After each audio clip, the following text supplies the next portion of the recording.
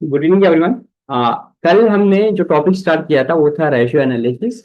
उसमें हमने जो लिक्विडिटी रेशियोज है वो हमने पढ़ लिए, जिसमें हम ये देखते हैं ये शॉर्ट टर्म सॉल्वेंसी बिजनेस की कैसी है। आज हम दूसरा टाइप के रेशियोज पढ़ेंगे जिनका नाम है solvency ratios.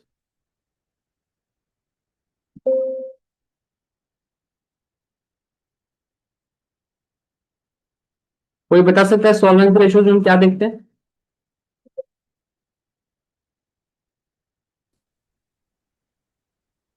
Long term financial position. Sir इसमें हम लॉन्ग टर्म सॉल्वेंसी देखते हैं, long term financial soundness of the business देखते हैं। तो कायदे से कौन इसमें ज्यादा इंटरेस्ट होगा? जो आपके लॉन्ग टर्म क्रेडिट प्रोवाइडर्स होंगे। उसमें यूजुअली कौन होते हैं? Bank, debenture holders.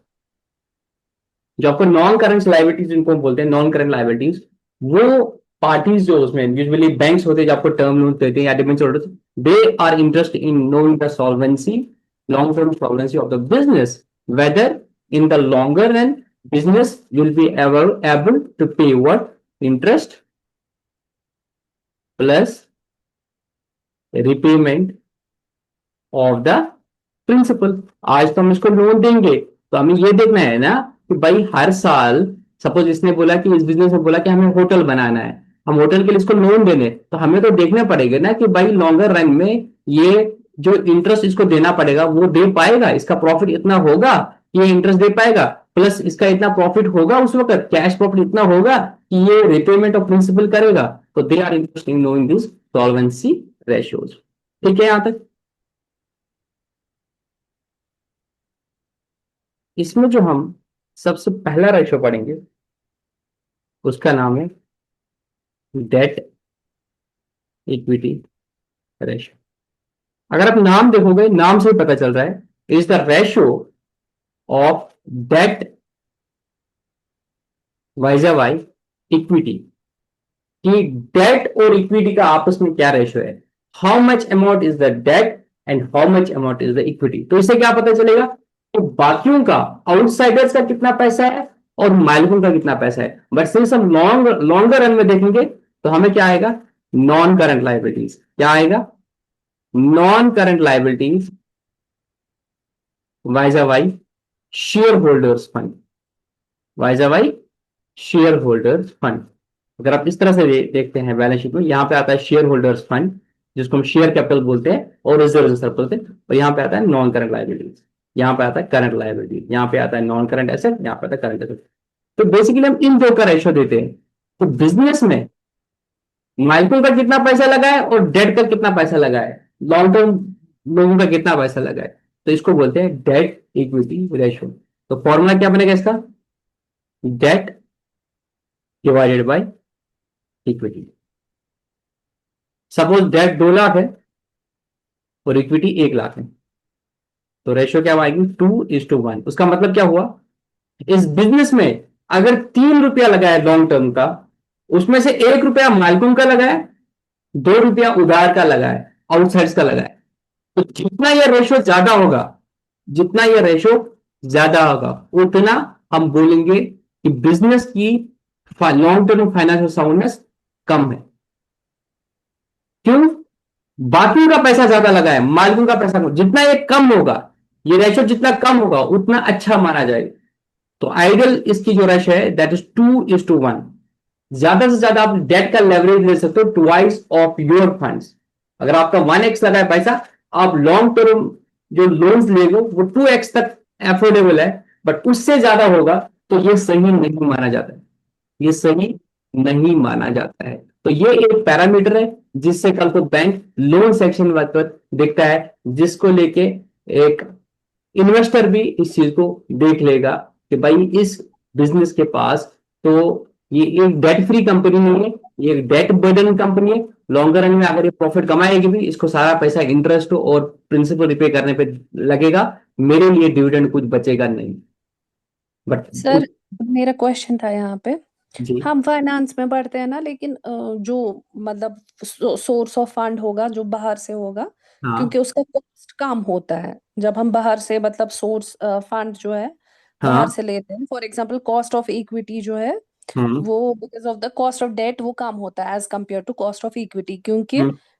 Cost of date में हमें टैक्सेस वगैरह माइनस होते हैं तो वो रिड्यूस होते हैं। ठीक है। तो हाँ। उस हिसाब से एज पर मतलब फाइनेंशियल कॉन्सेप्ट माना जाता है ना कि डेट ही अच्छा सोर्स है फाइनेंस का डेट अच्छी कंपनीज सोर्स के है, लिए। बट वही मैं बोल रहा हूँ, डेट अच्छा सोर्स है। आप कितनी लेवरेज दे सकते हो? आप कितनी लेवरेज दे सकते हो? इट हैज अ कॉस्ट ना, वो बात सही है। डेट्स का हमारा कॉस्ट ऑफ डेट जो है, अगर मैं किसी और बच्चे के लिए भी बता दूं पॉइंट, इनका कहना है अगर मैं लोन लेता हूं बैंक से 100 रुपया, 10% रेट ऑफ इंटरेस्ट है, तो मुझे इंटरेस्ट कितना मिला? कितना देना पड़ेगा? 10 रुपया। बट अगर 10 रुपए। मेरी कंपनी पे टैक्स 30% लग रहा है, मुझे इस इंटरेस्ट का क्या है, डिडक्शन मिलेगा खर्चा। तो जी। होता है थ्री थ्री थ्री रुपीज। तो इफेक्टिवली मुझे 7 रुपए ही खर्चा हो गया ना, इंटरेस्ट के नाम पे।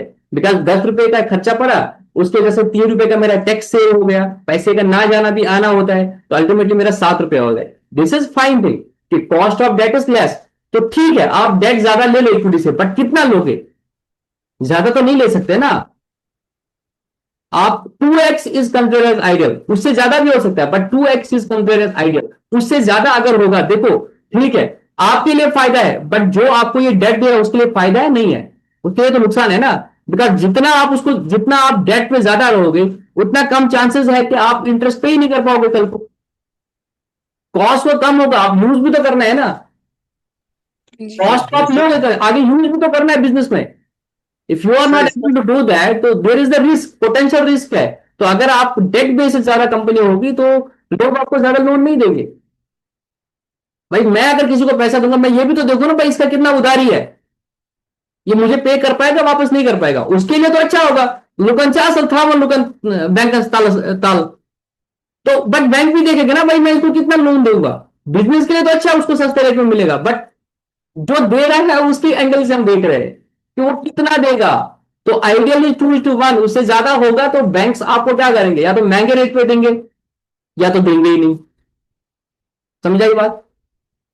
सर दूसरा एस्पेक्ट भी है ना, कंट्रोल का, जो कंट्रोल है मैनेजमेंट कंट्रोल, वो भी इससे डाइल्यूट हो जाता है अगर ज्यादा यूजुअली डेट। यूजुअली नहीं होता है, यूजुअली नहीं होता। उसका ये रीजन होता है बिकॉज यूजुअली जो आपका डेट होता है, they are not controlling your business per se. वो अलग लेवल का होता है। जब इस लेवल का डेट आ जाएगा, कंपनी का हेल्थ खराब होता है, वो बोलते हैं we need participating interest in the company. Otherwise debt वाला जो बंदा है वो आपकी बिजनेस में थोड़ी इंटरफेयर करेगा, वो आपकी मीटिंग में थोड़ी इंटरफेयर करेगा। उसको अपने ब्याज से कर्ज है, वो एस्पेक्ट उतना नहीं होता है। वो शेयर होल्डिंग में ये इंपैक्ट आता है कि शेयर होल्डिंग अगर आप ज्यादा पढ़ोगे, तो आपका डाइल्यूशन ऑफ पावर हो जाता है। ठीक है दोस्त?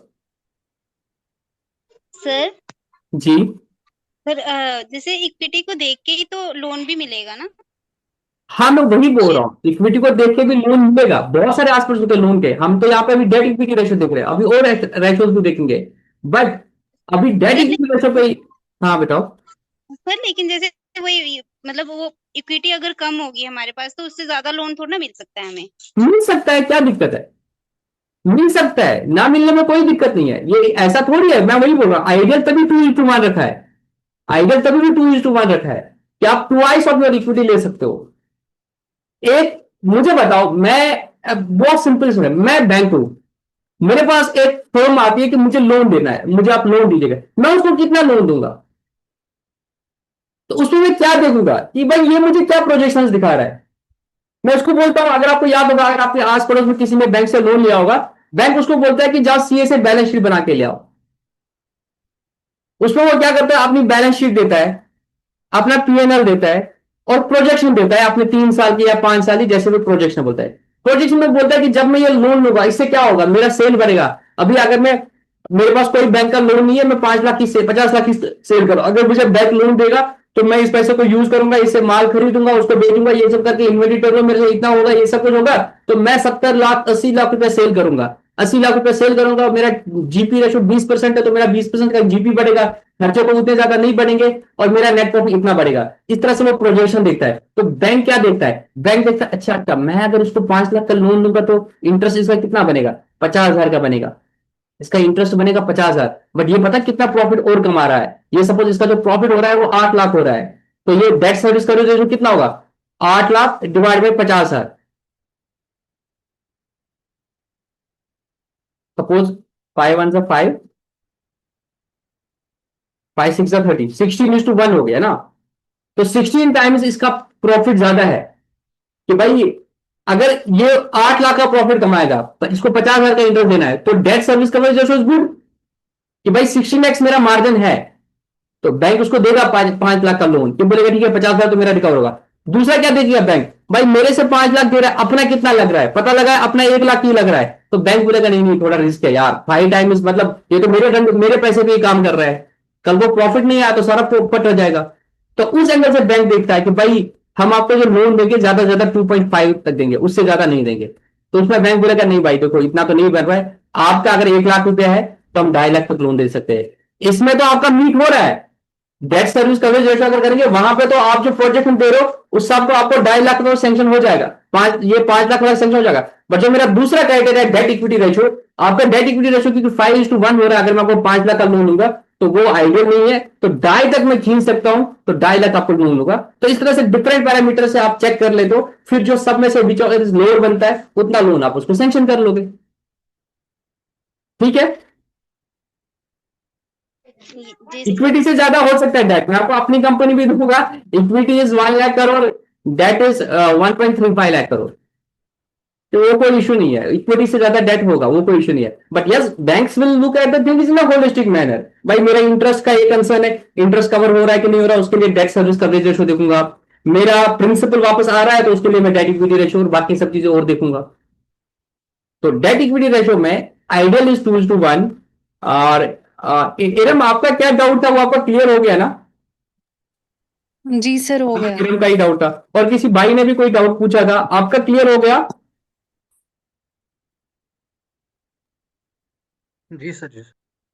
योर गुड नेम, मैंने देखा नहीं नाम, एक बार जस्ट देख लेता हूँ। हादी, हादी ने पूछा था किसी और ने पूछा था? चलो, डेट इक्विटी रेशो का क्लियर हो गया। अब डेट में क्या आता है, डेट मैंने ये बताया non current liability, non current liability इसमें यूजुअली क्या होता है, इसमें यूजुअली आती है आपकी लॉन्ग टर्म बोरोइंग्स, डिबेंचर्स आते हैं, प्लस लॉन्ग टर्म प्रोविजंस, अगर कुछ लॉन्ग टर्म प्रोविजंस है वो है, वो प्रोविजंस जिनके अगेंस्ट आपको पेमेंट या सब कुछ 1 साल बाद करनी होगी। तो इक्विटी में क्या आता है, इक्विटी को हम बोलते हैं शेयर होल्डर्स फंड, इक्विटी का दूसरा नाम है शेयर होल्डर्स फंड, जो मालिकों का पैसा है, मालिकों का पैसा is share capital plus reserve and surplus, reserve and surplus क्योंकि मालिकों का पैसा होता है। आप मुझे कुछ बोल रहे हैं दोस्त?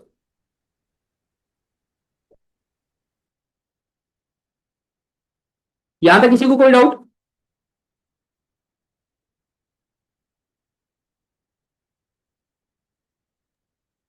Sir continue. एक क्वेश्चन करें, आपको डेट इक्विटी रेशो बनाना है, क्वेश्चन में दिया है इक्विटी शेयर कैपिटल 5 लाख,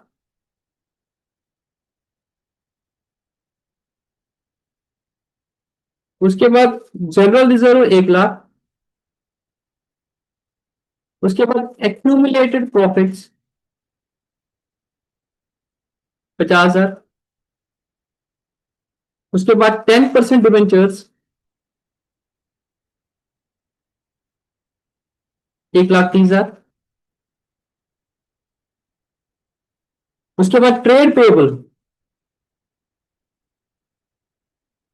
80,000, उसके बाद प्रिलिमिनरी एक्सपेंसेस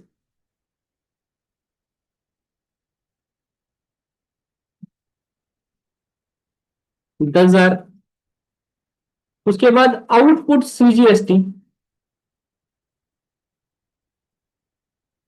10,000, उसके बाद आउटपुट एसजीएसटी 10,000। कौन बच्चा सबसे पहले मुझे बताएगा कि सर इसका करेक्ट आंसर क्या आएगा? Debt equity ratio, the formula is debt divide by equity. कौन बच्चा सबसे पहले बताएगा? चलो आपको मैं 2 मिनट देता हूं, आप जल्दी जल्दी इसको सॉल्व करो, मुझे डेट इक्विटी रेशियो बताओ। जिसका सही आंसर है उसको चॉकलेट मिलेगा।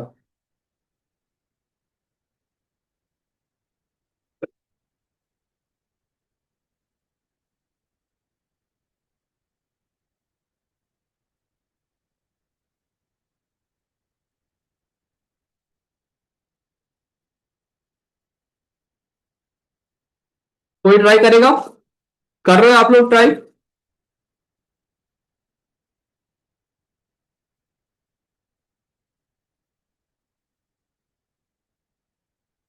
एट 33 हुआ है, 8:35 तक अगर कोई बता पाएगा ठीक, नहीं तो मैं सॉल्व करूंगा।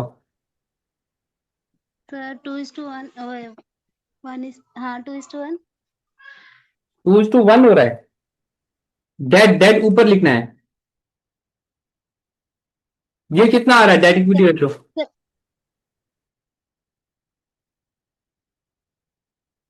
इसमें डेट क्या है? 130। किसी दोस्त ने बोला 130, तो आपने ये बोला ना दिस इज डेट।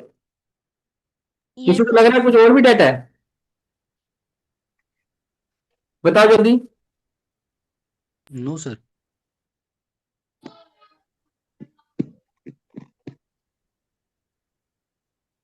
भाई ने बोला 130 डेट है, तो अगर मैं भाई की बात मानूंगा।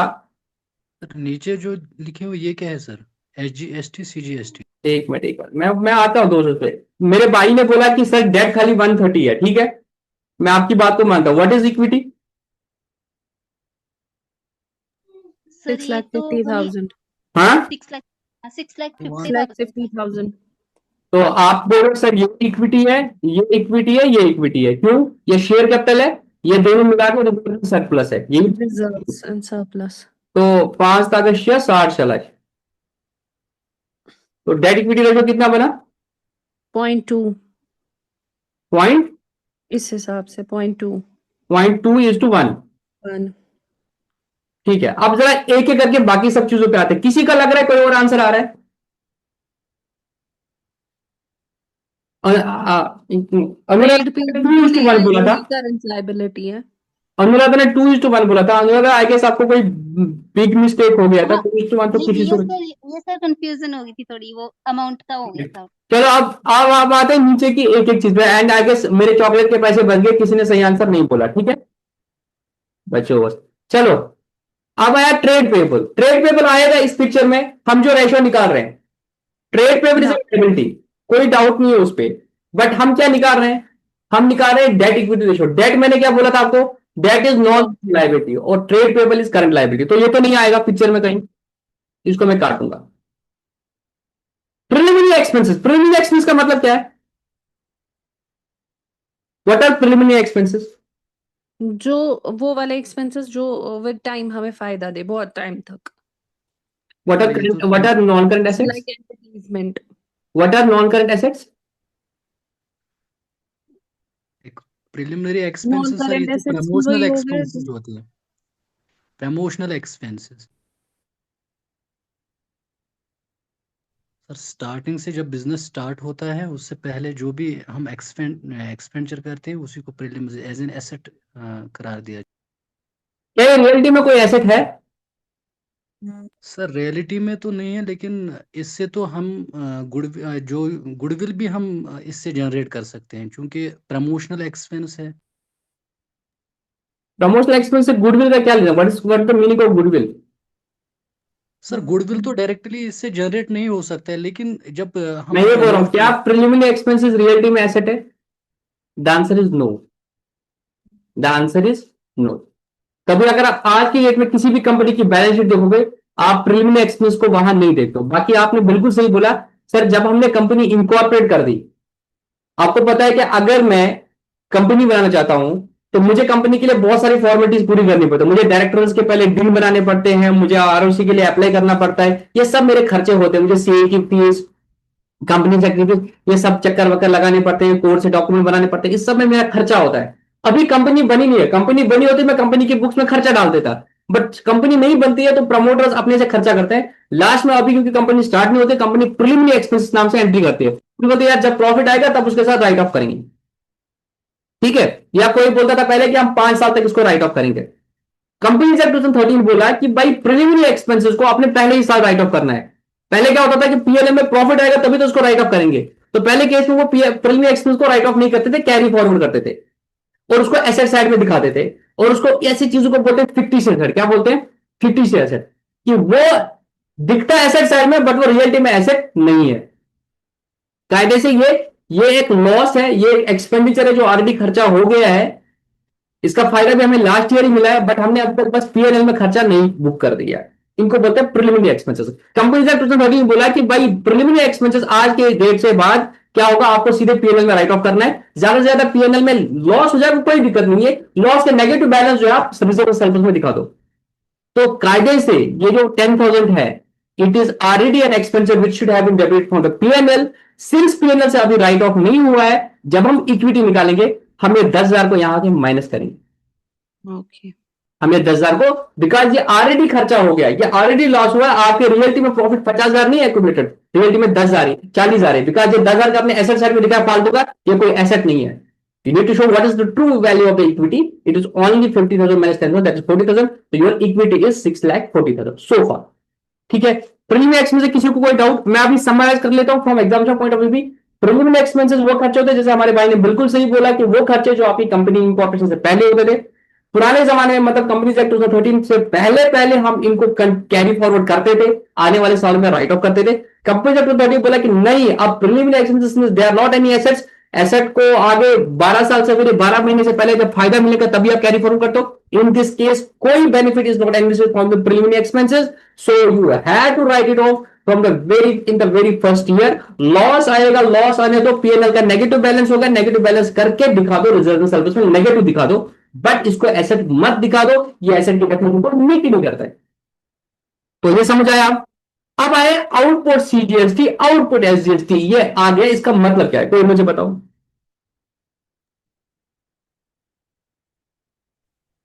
अरे सर, ये तो जो प्रोडक्शन होता है उसी पे जो हम जीएसटी सीजीएसटी लगाते हैं, ठीक है, जिस ठीक तरह है।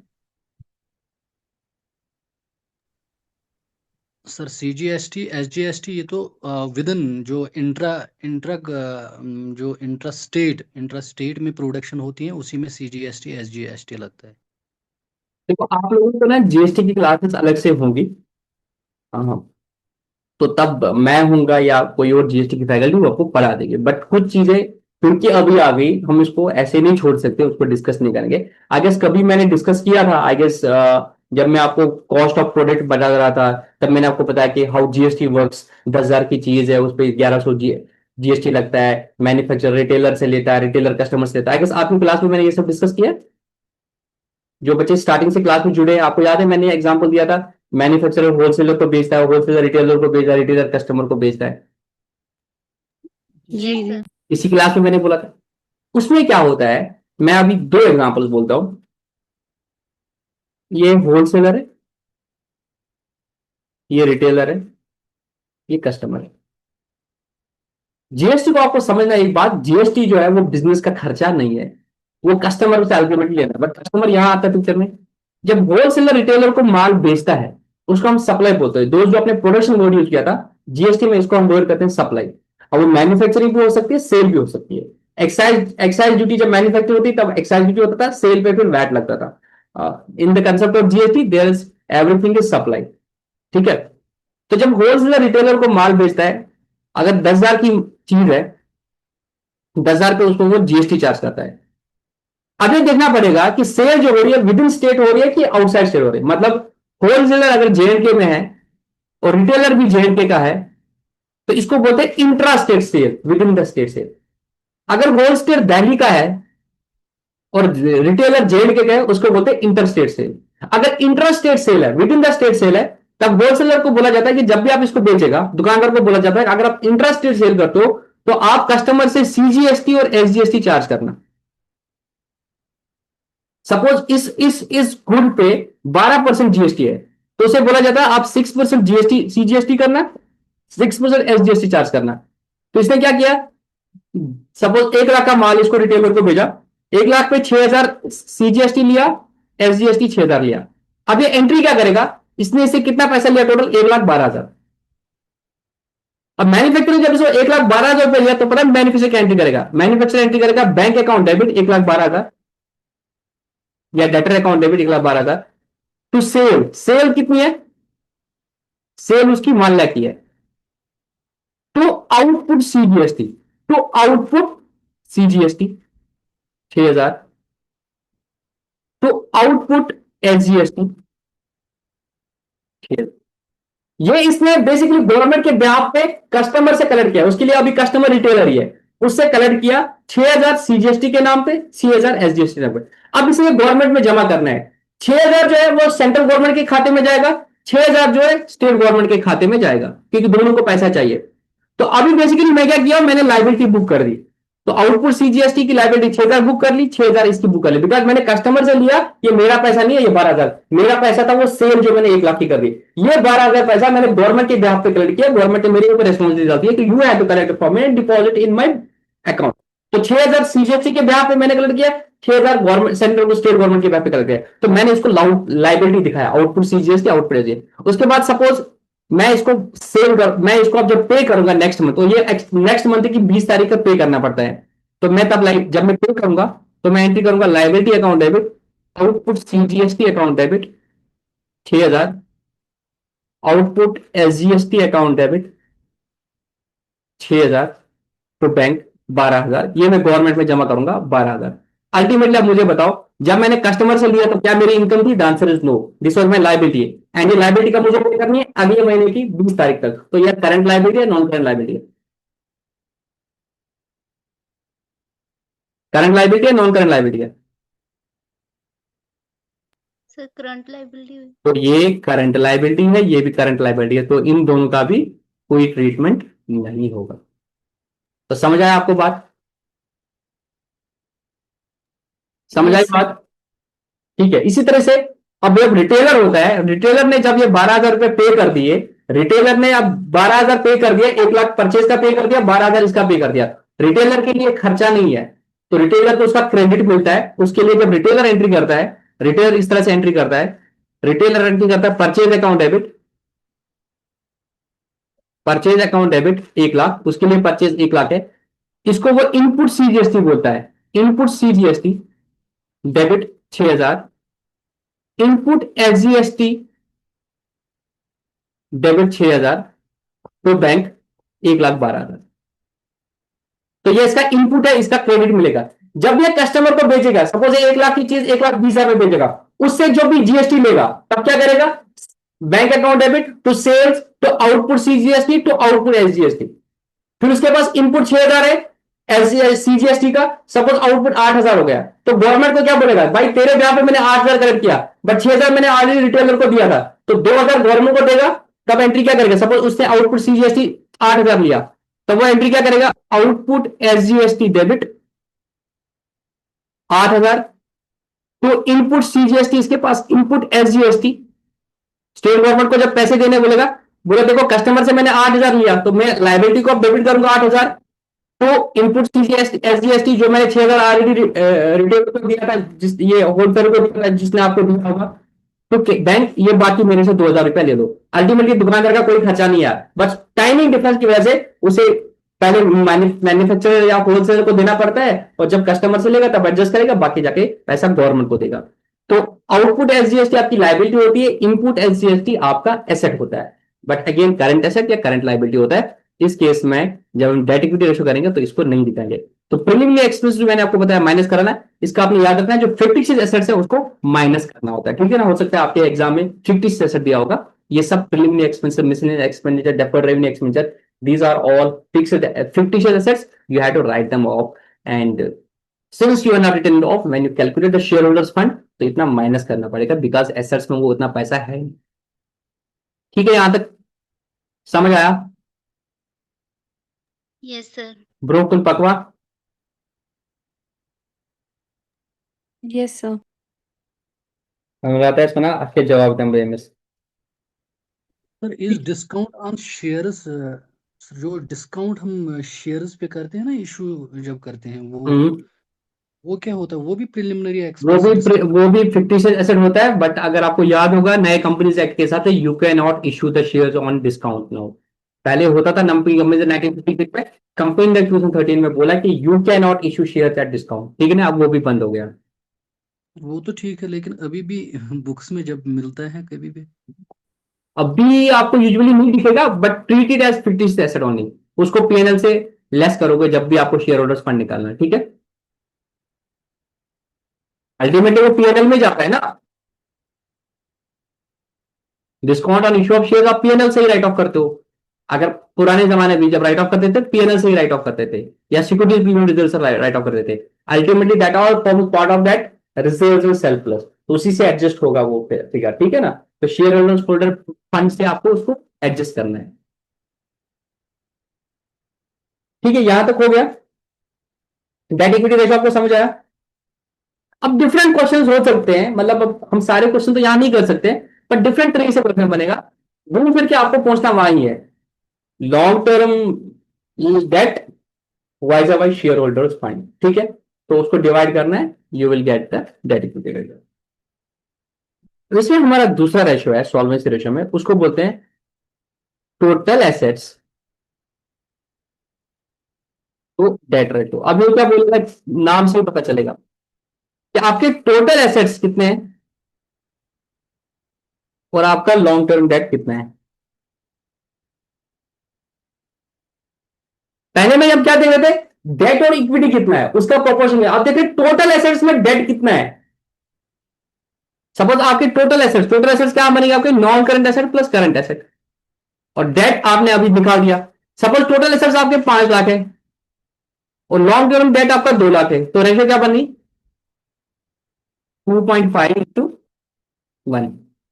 अब ये बताओ, ये जितना ज्यादा होगा उतना ये long term debt holder debt वालों के लिए अच्छा है, क्योंकि उतना उनको क्या है, सेफ्टी ऑफ मार्जिन है। एसेट्स जितने बिजनेस में है, भाई कल को अगर बिजनेस को बेचना पड़ा तो सबसे पहले मिलेगा लॉन्ग टर्म डेट वालों को, है ना, क्योंकि ये यूजली सिक्योर्ड होते हैं। तो इनको जब एसेट्स को बेचा जाएगा, जितने ज्यादा एसेट्स होंगे उतना इनके लिए सेफ्टी ऑफ मार्जिन है ना। अगर एसेट्स ही कम है, पता चला कि 5 लाख के एसेट है उसमें से 4 लाख डेट वालों का पैसा है, तो इतना उनके लिए बुरा माना जाएगा। तो जितना ये ज्यादा होगा उतना ये उनके लिए अच्छा है, लॉन्ग टर्म डेट वालों के लिए, बिकॉज इतना उनके लिए सेफ्टी ऑफ मार्जिन है। 1x मतलब है, अगर डेट जो है 5 लाख है और ये 4 लाख है, तो कुल कितना है, बहुत ही मतलब 1 पॉइंट कुछ है, तो हल्का सा सेफ्टी ऑफ मार्जिन है। जितना ये ज्यादा होगा, 20 लाख का एसेट है और 10 लाख का ही डेट है, 2:1, उतना इनके लिए अच्छा माना जाएगा। इतना इनके लिए मार्जिन है कि वो भी जब बेचा जाएगा तो अपना 10 लाख तो वसूली हो जाएगा, ठीक है।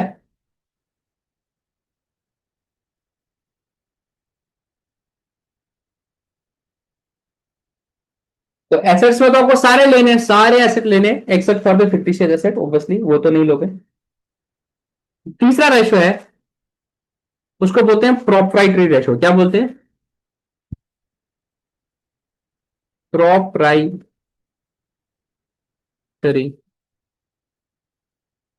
रेशो। प्रोप्राइटर किसको बोलते हैं,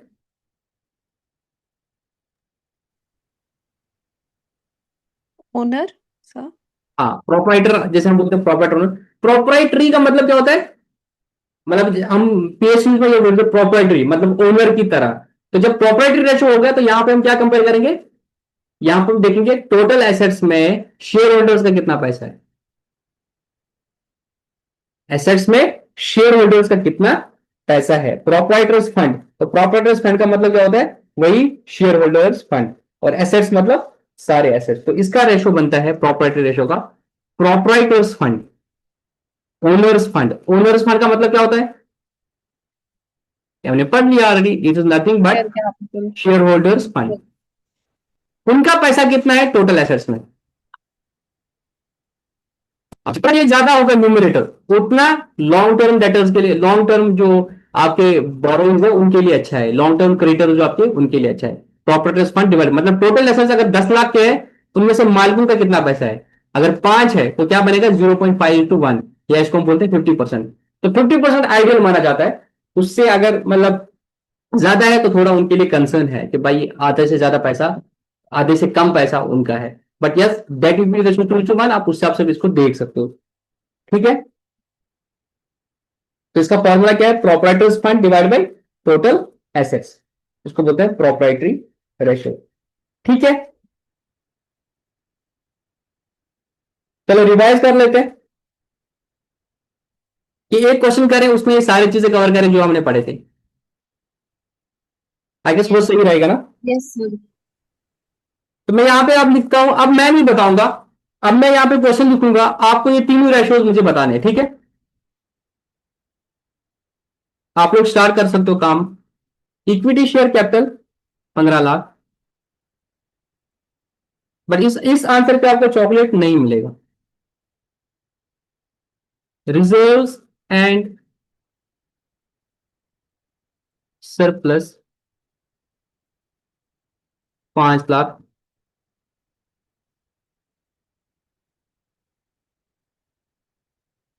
goodwill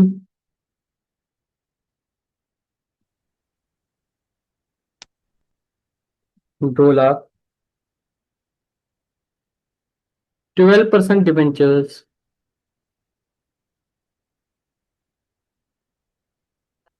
10 lakh,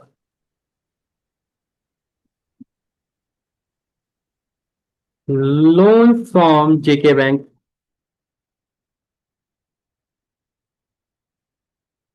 2 lakh, other fixed assets 25 lakh, current asset 5 lakh. आपको क्या बताना है, calculate debt equity ratio, calculate total assets to debt ratio, calculate proprietary ratio. चलो योर टाइम स्टार्ट्स नाउ। जिसका आंसर हो जाएगा वो बता देगा।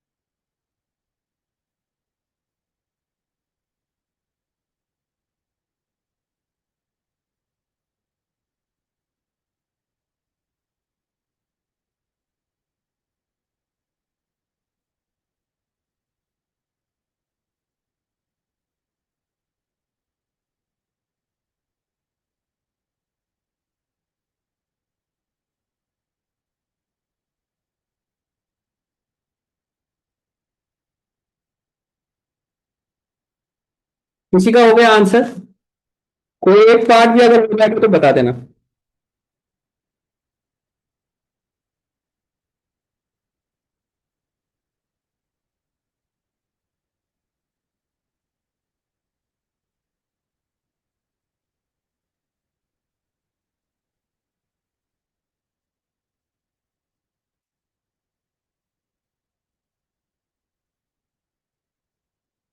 किसी का कोई भी एक पार्ट हो गया तो बता दो। सर डेट इक्विटी का आया 1:2। डेट इक्विटी का 1:2। सर मेरा 3:5 आ रहा है। नहीं, मुझे ये, पूरा वो डाउन करके मुझे बताओ 1 में कितना आ जाएगा वो। अच्छा अच्छा। वैसे 3.5 मुझे समझ आया आपका, तो सही है, but I want it in proportion to 1। 1 रुपए के बगल में कितना आ रहा है? सर सर गलत हो गया एक मिनट। अनुराधा, क्या हुआ आज आपको? सर वो गलत हो गया।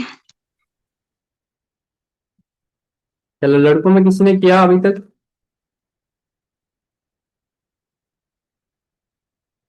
जी, सरहान, शबीर, इशफाक।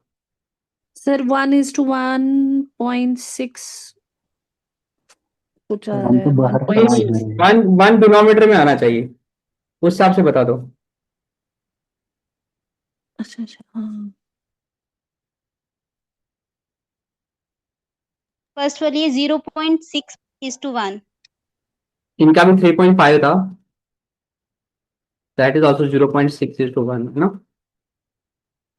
ये आपने बोला था ना पहले, इंशा या एरम, 3.3:5 जी जी। Debt equity ratio. चलो, डेट इक्विटी रेशो ठीक, किसका डेट इक्विटी रेशो कुछ और आया? डेट का फॉर्मूला क्या है? Long term date. तो इसमें लॉन्ग टर्म डेट क्या है? सर ये है 10 लाख 10 लाख 2 लाख। और 2 लाख। 2 लाख। तो 12 लाख आपका डेट आ गया। तो अगर मैं नोट करूंगा, जो डेट आ गया आपका, that is 12 lakh. Debt equity में क्या था? ये 15 लाख और 5 लाख आया। डेट इज टू इक्विटी था। इक्विटी क्या था आपका? इक्विटी शेयर कैपिटल और रिजर्व सरप्लस। ये आपका इक्विटी था।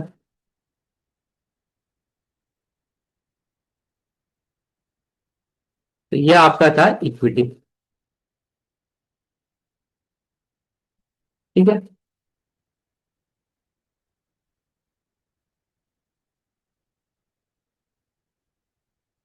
तो इक्विटी आपका था 20 लाख। तो आपका रेशो बन गया 12/20। That is 0.6:1। ये सबका ठीक आता है। दूसरा क्या था? Total assets to debt. Debt तो आपका आ गया। डेट तो आपने कहा टोटल एसेट। टोटल एसेट क्या थे? All assets. ऑल एसेट्स में गुडविल। गुडविल भी आपको पता क्या है? Intangible asset. It is not a fictitious asset. ये फिक्टिशियस एसेट नहीं है, ये इंटेंजिबल एसेट है। अदर फिक्स्ड जी एसेट आ गया, ये भी एसेट है। अदर करंट एसेट, ये भी एसेट है। 25 और 5 हो गया 30, 30 और 2 हो गया 32। तो आपके टोटल एसेट कितने आ गए? 32 लाख। अब मुझे बताओ, total 32 assets to debt ratio कितना आएगा? 1.83:2। तो ये बनेगा 32। 1.8 तो क्या बना? 32 डिवाइडेड बाई डेट। 32 डेट कितना है? Divided by 12। 12। करोड़ कितना होता है? 2 से करोगे 2 16 जा, 2 6 जा। अगेन करोगे 2 से, 2 8 जा, 2 3 जा, 3 1 जा, 3 2 जा, 6 इन द टू, 3 6 जा 18। तो रफली 2.6:1 हो जाएगा, है ना? रफली इतना हो जाएगा। मैंने 1 डिजिट में किया, आप 2 डिजिट या 3 डिजिट में कर सकते हो, ठीक है? अब तीसरा रेशो क्या था? तो टोटल एसेट्स टू डेट भी हो गया, डेट इक्विटी हो जाए। Property ratio. प्रॉपर्टी रेशो का फॉर्मूला क्या था? Property fund divide by total asset. Property fund अभी निकाला था हमने 20 लाख। 20 divide by 32 lakh. तो कितना आता है वो? 20 डिवाइड बाय 32। 2 10 जा, 2 16 जा, 2 5 जा, 2 8 जा। 5/8 होता है। 8 1 जा 0.6, 2 हो गया 2। तो 0.62:1। ठीक है, 0.62:1। ठीक है यहां तक? यस सर ये यार। यस किसी सर। को कोई डाउट इसमें? गुडविल में किसी को डाउट हुआ था? Goodwill is not in fictitious asset, goodwill is intangible asset. और जब टोटल एसेट की बात थी, वहां पे सारे लेने, टेंजिबल, इंटेंजिबल, करंट, फिक्स्ड, सब लेना है। ठीक है। तो अभी पोटेंशियल है और पढ़ने का कि थोड़ा दिमाग में ज्यादा हो गया लोड? जल्दी बताओ। हमारे दो हो गए, लिक्विडिटी रेशो हो गए, सॉल्वेंसी रेशो हो गए। हिम्मत अगर है तो एक्टिविटी बेस्ड रेशो में एक रेशो करेंगे, इन्वेंटरी टर्नओवर रेशो, प्रोवाइडेड आप लोगों का अभी है कि नहीं सर, जा सकता है दिमाग में। अगर लग रहा है कि नहीं सर नाउ अब वो कैपेसिटी को डाइजेस्ट है, ज्यादा हो जाएगा, अब पेट भर गया और खाएंगे तो वॉमिट हो जाएगा, तो फायदा नहीं है ना, उतना ही खाना है जितना पेट में जाएगा, तो ज्यादा तो नहीं खाना है। अगर आपको लग रहा है कि ईटिंग ठीक से हो गई, कोई बात नहीं। अगर लगता है कि और खा सकते हो खाना, तो फिर एक और कॉन्सेप्ट पढ़ लेंगे। जल्दी बताओ। सर करेंगे। Continuous continue. ज्यादा ज्यादा क्या होगा है कि सर नहीं जाएगा आपके दिमाग में, कल तो आप डालोगे रिकॉर्डिंग, तो कल उसको दोबारा से देखेंगे, फोकस हो जाएगा। बट टाइम बचाना बहुत कीमती है, ठीक है ना, क्योंकि फर्स्ट या सेकंड से मतलब आई विल ट्राई कि मैं उसके बाद खींच दूं, बट फिर हमारी क्लोजिंग स्टार्ट हो जाएगी, तो फिर उन दिनों में क्लास नहीं दे पाऊंगा। चलो, अब तीसरा जो हमें रेशोज करने हैं, इनका नाम होता है एक्टिविटी बेस्ड रेशो। क्या बोलते हैं इनको? इनका दो तीन नाम है। एक एक्टिविटी भी इनका नाम है, एफिशिएंसी भी एफिशिएंसी इनका नाम है, इनका तीसरा नाम भी कोई बता सकता है?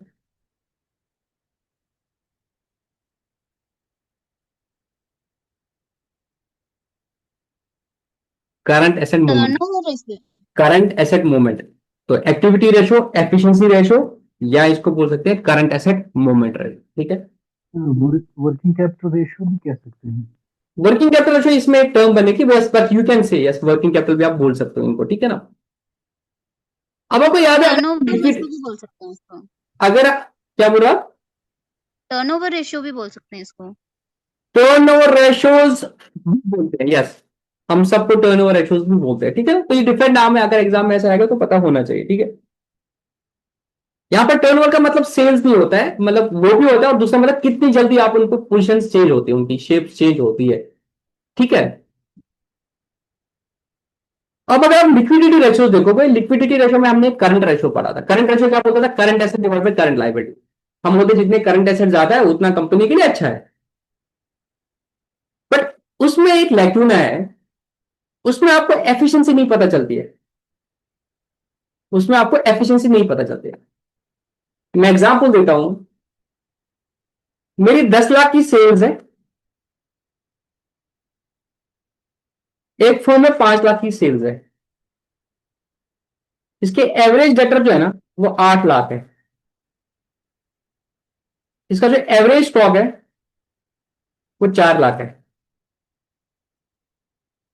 इसके एवरेज डेटर जो है ना वो 1 लाख है, और इसका जो एवरेज स्टॉक है वो 20,000 है।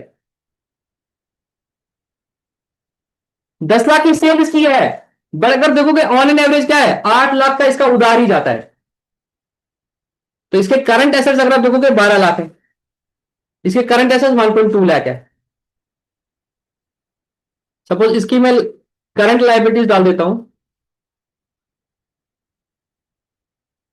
6 लाख की, तो इसका 2:1 आता है।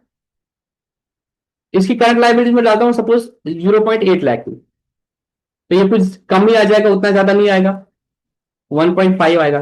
तो आप क्या बोलोगे? अपेरेंटली ये कंपनी तो अच्छा है, इसका डेट इक्विटी रेशो अच्छा है, ये करंट रेशो है। बट अगर देखोगे 10 लाख की सेल कर रहा है बंदा, 8 लाख तो हमेशा उधार ही रहता है लोगों के पास, तो it is not a good indication ना।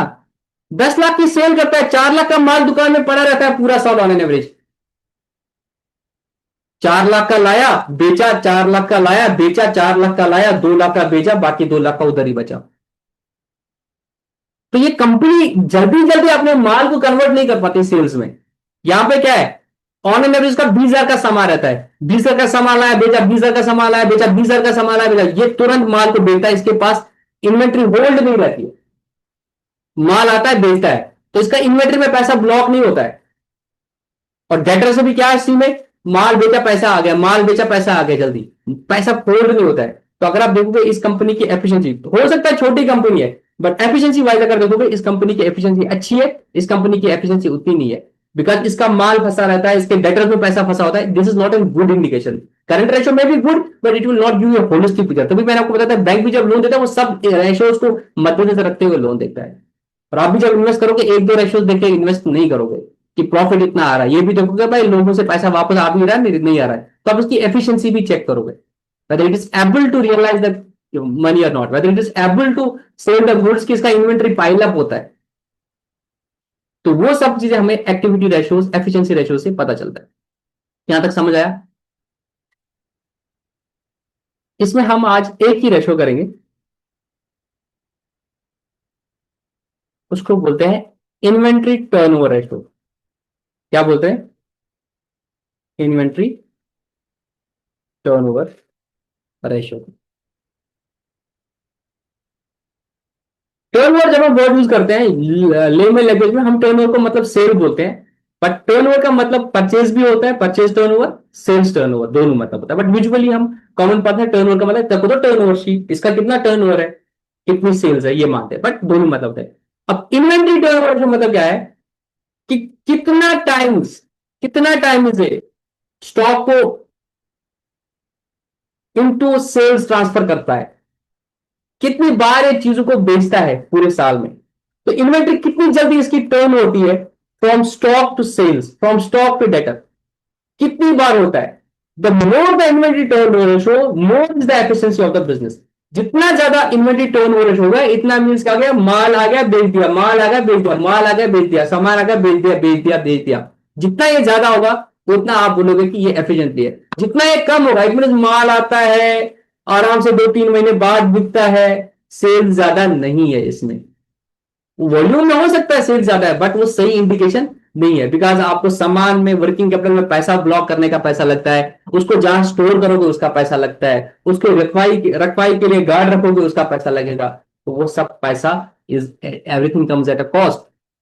तो जितना आपका इन्वेंट्री टर्नओवर ज्यादा होगा दैट्स ए गुड इंडिकेशन, जितना ये कम होगा दैट्स अ बैड इंडिकेशन। ठीक है, अब इन्वेंट्री टर्नओवर का फॉर्मूला क्या बनेगा वो आप नोट कर लो। The formula is very simple, cost of goods sold divided by average inventory. कोई मुझे बता सकता है एवरेज इन्वेंट्री का फॉर्मूला क्या है? Wire sir cost of goods sold is opening stock plus purchases plus direct expenses minus closing stock। किसी को अगर पूरा लिखना है मैं लिख दूंगा, opening stock plus purchases, when we say purchases we mean net purchases, that is after deducting the purchase returns, plus direct expenses and minus closing stock। ये आता है कॉस्ट ऑफ गुड्स सोल्ड। जो चीजें आपने बेची उनकी कॉस्ट कितनी थी, नॉट अ सेल्स, कॉस्ट कितनी थी उनकी। और एवरेज इन्वेंट्री का फॉर्मूला क्या बनेगा? Sir opening stock plus closing stock divided by 2। और जहां पे आपको क्वेश्चन में ओपनिंग नहीं दिया है तो आप क्लोजिंग से काम चला सकते हो, ठीक है। अगर नहीं दिया है, प्रैक्टिकल लाइफ में आपको दोनों चीजें होंगी। बहुत ही सिंपल है ये, जितना ये ज्यादा होगा उतना अच्छी बात है। Let's take an example. मेरा cost of goods sold 5 lakh है, मेरा ओपनिंग स्टॉक 1 लाख है, मेरा क्लोजिंग स्टॉक 50,000 है। What is the inventory turnover ratio? पहले मुझे एवरेज इन्वेंट्री निकालना है, तो एवरेज बनेगा 1 lakh plus 50,000 divide by 2, that is 75। फिर मुझे निकालना है इन्वेंट्री टर्नओवर रेशियो, तो वो बनेगा 5 लाख डिवाइड बाई 75,000, ट्रेजरो तो 75 बन जाए, वैसे कर लेना जितना भी आ जाएगा, ठीक है ना। सपोज 3 पॉइंट कुछ आ गया, ठीक है ना, या 4:1 आ गया, जस्ट मैं एग्जांपल हाइपोथेटिकली देता हूं, ठीक है। अब दूसरा क्वेश्चन मैं दे देता हूं आपको।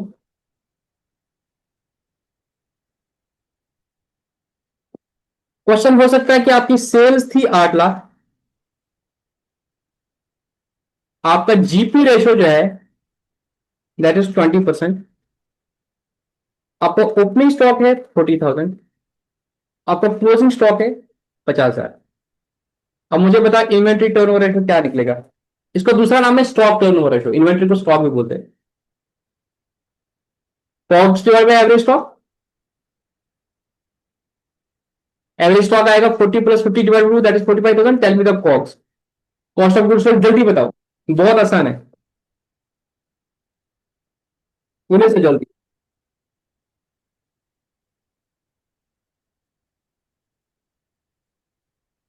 Sir sales minus gross profit, sales minus gross profit equal to cost, gross profit हो सेलिंग गया price minus cost profit equal to GP, है ना। Selling price minus cost price equal to GP, ये हमने बहुत सिंपल फंडामेंटल फॉर्मूला है। तो sales minus COGS equal to GP. अब मुझे कॉग्स निकालना है तो क्या करूंगा, sales minus GP equal to COGS. जी जीपी कितना है, 20%। 20%, तो कितना होता है 1,60,000। जी तो 8 लाख में से 1,60,000 माइनस किया तो कितना होता है 6,40,000, 6,40,000। तो 14.22। ठीक है, तो इसको म्यूचुअली टाइम्स में दिखाते हैं, तो 14.22 टाइम्स हो गया, ठीक है ना। अब मैं दूसरा क्वेश्चन दे दूंगा, इसके साथ हम लेक्चर को इख्तिताम पे लाएंगे। Opening stock 50,000, purchases 35,000, carriage inwards 10,000, sales 60,000, sales return 10,000, closing stock 40,000। Calculate inventory turnover ratio या स्टॉक टर्न रेशो, बताओ क्या फॉर्मूला है। Cost divide by average stock, average stock निकलेगा, एवरेज स्टॉक तो बहुत आसान है, opening plus closing divide by 2 कितना होता है 45। 45,000। कॉस्ट का फॉर्मूला क्या है, opening plus purchases plus direct expenses minus closing. Opening दिया है, यस, 50,000 प्लस 35,000 कितना होता है, सर नहीं 35 कहाँ करेंगे आप, ये इसमें परचेज ना है ना, परचेज है ना। Opening inventory, opening stock 50,000, purchases 35,000, cost of goods sold निकालने के लिए 50,000 प्लस परचेजेस 35,000, डायरेक्ट एक्सपेंस पूछा है, answer is yes, carriage inwards. Carriage हाँ इनवर्ड्स कहता है फ्रेट, माल को दुकान तक लाने के लिए खर्चा, दैट इज फ्रेट, इससे डायरेक्ट एक्सपेंस कितना है 10,000 minus closing stock, closing stock कितना है 40,000। 40। तो आपको कितना बचा 50 plus 35 that is 85,000 plus 10,000 that is 95,000 minus minus 40,000 that is 55। 55,000। तो 55,000 डिवाइड बाई 45,000 कितना आया 1.22 टाइम। तो कुछ खास है नहीं, ठीक है यहां तक। तो जो सेल्स की फिगर दी थी ना वो बस कंफ्यूजन करने के लिए दी थी, अच्छा ठीक है। अब इसके कुछ टिपिकल क्वेश्चन भी हो सकते हैं बट उनको बाद में देखेंगे, उतना ज्यादा कुछ जरूरत है नहीं अभी। तो आज इतना ही रखेंगे, कल इसके जो 2 रेशोज और हमें करने हैं उसके साथ हमारा और भी इसमें हमारा वर्किंग कैपिटल टर्नओवर रेशो पूरा फॉर्मूला है, ये वो वर्किंग कैपिटल रेशो में। उसके बाद फिर प्रॉफिटेबिलिटी रेशोज आएंगे और कोशिश करेंगे कि कल नहीं तो, वैसे कल भी हो सकता है, कल कोशिश करेंगे रेशो एनालिसिस वाले टॉपिक को हम खत्म करेंगे, ठीक है ना। अगर मैं रेशो एनालिसिस वाला देखूंगा तो आपका फिर यहां तक हमारा कंप्लीट हो जाएगा, ये रेशो एनालिसिस हमारा कंप्लीट हो जाएगा। फिर fund flow cash flow statement करेंगे और उसके साथ statement of change in financial position है सर, उसमें चेंज इन इक्विटी होता है, वो मैं आपको बताता हूँ, वो ज्यादा बड़ा चीज है नहीं, ठीक है। तो आज के लिए इतना ही, किसी को कोई डाउट है तो बता दो, नहीं तो सेशन को खत्म करेंगे। किसी का कोई डाउट रह गया। सर ये जो रैशो एनालिसिस के क्वेश्चंस है ना, मतलब ये इसी हिसाब से आते हैं एग्जाम में, मतलब एज पर, मतलब लास्ट इसी। ईयर के पेपर जितने मेरे पास है उतने आपके पास भी है, ठीक है ना। मैंने कभी जेकेपीएससी का पेपर तो नहीं दिया है और मैं उसी हिसाब से पढ़ा रहा हूँ कि ऐसा ही आएगा। बाकी आई गेस आप ग्रुप में हो, वहां पे पेपर्स है, तो एक बार क्रॉस चेक कर लेना। मेरे वो तो हिसाब से करेंगे इससे ऑब्वियसली, इससे टफ तो सिलेबस नहीं आएंगे कंप्लीशन। ऐसे। हाँ सर वो तो करना ही है ऑब्वियसली, वो तो है हाँ, ही मेरे जरूरी। हिसाब से ऐसे ही क्वेश्चन बनेंगे। मैं कोशिश वही करता हूँ कि एक बैलेंस लेके चलूं, ऐसा नहीं है कि मैं बहुत डिटेल में जाऊं। अगर आपको देखा होगा कि जब मैंने परसों वो प्लेलिस्ट डाली थी वो अराउंड 25 लेक्चर्स थे, बट वो 12th के बच्चों के लिए, उनको एक एक करके समझाना पड़ता है, ऐसे है, उनको एकेडमिक्स में वैसे क्वेश्चन भी आएगा। आप लोगों के लिए वो नहीं है, आप लोगों के लिए कॉन्सेप्ट से एक और क्वेश्चन करा लिए, उससे क्लैरिटी मिल जाएगी। बाकी आप खुद भी तो पढ़ रहे हो ना, है कि नहीं? तो वो उस हिसाब से मैं बैलेंस बनाता हूँ। जी द आइडिया इज, अगर 120 मार्क्स का पेपर है तो मुझे उस हिसाब से पढ़ाना है कि यार इस चैप्टर में इतने 2-3 मार्क्स आ सकते हैं। मैं पूरा डिटेल में नहीं, डिटेल में फिर कैश फ्लो, हाँ डिटेल में अगर कराऊंगा ना, वो देखता है कि आगे वाला एग्जाम कौन सा वाला है। डिटेल में अगर एकेडमिक्स में देखोगे तो जो हमने पढ़ा था कंसोलिडेशन, जो मैंने आधे दिन में कंप्लीट किया, उसको कराते कराते 2 महीने लगते हैं सीए फाइनल में। तो हमें ये भी देखना है कि एग्जाम किस तरह का है, तो मैं वही बैलेंस बना के रख रहा हूँ। ज्यादा मुझे भी इन चीजों की नॉलेज नहीं है। मैंने भी पास्ट ईयर के वजह से, आपने कल पूछा था कि सर आप क्यों करा रहे हो दैट कंपेरेटिव फाइनेंशियल स्टेटमेंट, जब कोई एग्जाम में है नहीं, तो मैंने क्या आपको बोला कि when I cross checking the past year papers, वहां पे इनके क्वेश्चंस आए हुए हैं। प्रीवियस ईयर पेपर्स में था। हाँ, ठीक है। किसी और का कोई डाउट? सर वो आपने बोला था ना स्टैंडर्ड कॉस्टिंग वगैरह मार्जिनल कॉस्टिंग की वीडियोस आएंगे, वो थे ही नहीं उसमें, खाली 2 ही प्लेलिस्ट में। एक्चुअली हमारा ऑफिस कुछ ऐसा होता है कि यू नेवर नो कौन बंदा कब बिजी लगेगा। मेरा भी लास्ट वीक बहुत बिजी चल रहा था शेड्यूल, तो उनके साथ भी बिजी है, बट सिंस मैंने कमिटमेंट करा दी है, वो नहीं करा देंगे तो मैं करा दूंगा। बट यस, जो वो कराने जा रहे हैं वो ऑलरेडी मैंने चैनल पे कवर करा दिया है, आपको उनका भी वेट नहीं करना। दैट्स वेरी गुड, वो उसको डिटेल में लाएंगे, बट मेरी चैनल में मैंने वो ऑलरेडी कवर करा दिया। मैंने लास्ट टाइम भी बोला था, फाइनेंस अकाउंटेशन न्यू एडिट लेक्चर्स करके एक प्ले लिस्ट है, उसमें मेरी स्टैंडर्ड कॉस्टिंग के लेक्चर्स है, उसमें अमरजीत सर के टैक्स के लेक्चर्स है। तो आपको वेट भी नहीं करना है कि हम नए लेक्चर्स लाएंगे। नए लेक्चर्स हम लाएंगे ना, that will be add on, समझ आई बात? वो लेक्चर ऑलरेडी यूट्यूब पे हमारे चैनल पे पड़े हुए, आप उनको देख सकते हो। नए लेक्चर आएंगे तो आप उनको देख लेना, बट पुराने आप पैरेलली देख लो। आप वेट मत करो कि अलग से कुछ नया चीज आएगा, वो भी कोशिश करेंगे हम लाने की। ठीक है, टैक्स का भी मैंने आपको बताया, हमने कमिटमेंट की है, कोई और नहीं कराएगा फैकल्टीज में से, मैं खुद कराऊंगा। मेरे से जितना हो सकेगा मैं अपना बेस्ट दे दूंगा। तो बट एक ही लिमिटेशन है, मैं भी 1 ही घंटा पढ़ा सकता हूँ, आप लोग भी 1 ही घंटा मेरे से पढ़ सकते हो दिन में, ठीक है? तो उसमें जितना जस्ट जल्दी हो जाएगा उतना ज्यादा हम करा देंगे। चलो, और किसी का कोई डाउट? चलो, good night, Allah Hafiz. Do you teach CA also? मैंने सीए फाउंडेशन पढ़ा लिया है, मैं सीए इंटर भी पढ़ा सकता हूँ, फाइनल के लिए मेरे पास टाइम नहीं है। बट इंटर इसलिए नहीं पढ़ा रहा हूँ, कोई बैच नहीं हो रहा खराब। तो 10+2 कॉमर्स का मैं इसलिए पढ़ा रहा हूँ बिकॉज आपका बैच है। आपका बैच नहीं होता तो मैं किसको पढ़ाता, है कि नहीं? जब सामने बच्चे होंगे तो मैं डेफिनेटली पढ़ा दूंगा, बट बच्चे नहीं है तभी मैं नहीं पढ़ाता हूँ। अदरवाइज मैंने I started with CA inter only. तो वो डिपेंड करता है, सामने बैच हो तो बंदा पढ़ा भी लेगा। किसी और का कोई डाउट? चलो, गुड नाइट, अल्लाह हाफिज।